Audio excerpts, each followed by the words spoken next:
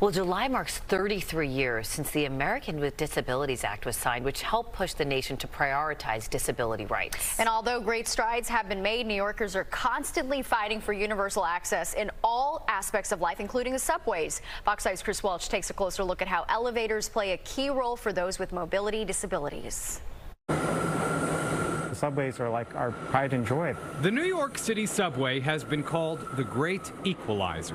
Every day, close to 4 million people use the system, the vast majority using the stairs to get to the platform. That's the lifeblood to get you among these five bros. This is Sasha Blair Goldenson. I love taking the subway because, it runs all the time. It was fast, it was cheap, and it was for everyone. I thought. Goldenson uses a wheelchair. 14 years ago this month, he was walking through Central Park when a dead tree limb fell on his head. He was in a coma for weeks and woke up a paraplegic. It's a little slower, but you can do so much. I mean, I hand cycle, I play tennis, I get out to baseball games, do things with my kids, but just taking the subway, that was so hard because there are so few elevators. In the largest subway system in the largest city in the country, only about a quarter of New York's roughly 500 stations have elevators or ramps that make them fully accessible to people with mobility disabilities. It's frankly bull. However, it is improving.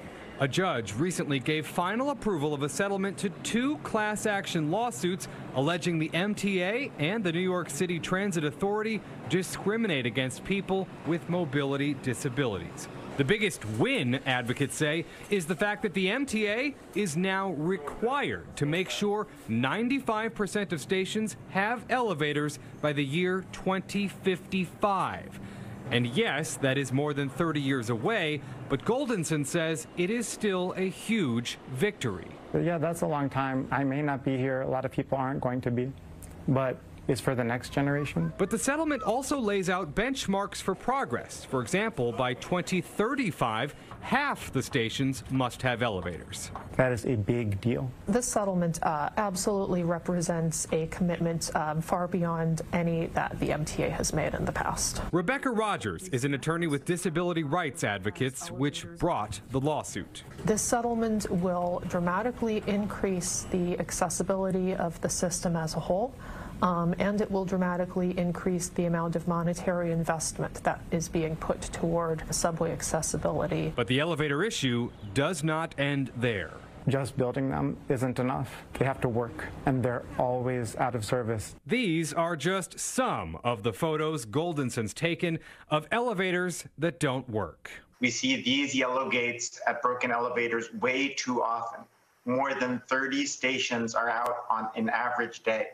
That's a safety emergency, full stop. At a recent MTA board meeting, he and disability rights advocates focused their attention on another lawsuit filed 6 years ago regarding the MTA's failure to maintain the elevators that already exist. Why do we have to take you to court before you do the right thing? Every day people are upset because they cannot get where they are headed. Why would you agree to build more elevators but not agree to maintain them? There are no use to us if they are not properly maintained. Please, let us have working elevators. I have to say that the biggest milestone accomplished so far has been cementing accessibility as a top priority. Kamel Arroyo is the MTA's first ever Chief Accessibility Officer. I think we're really trying to rectify a lot of the wrongdoings that happened in previous leaderships, previous administrations, a lack of investment for our most vulnerable populations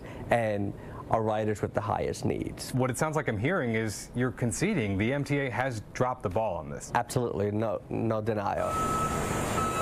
But Arroyo says today, accessibility is the MTA's #2 priority, second only to safety.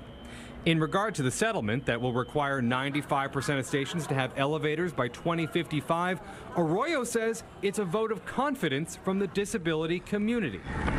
But Sasha Blair Goldenson says he's not confident. And he says he doesn't believe Arroyo when he says current leadership is righting the wrongs of the past. Frankly, no. But I don't think he's being disingenuous.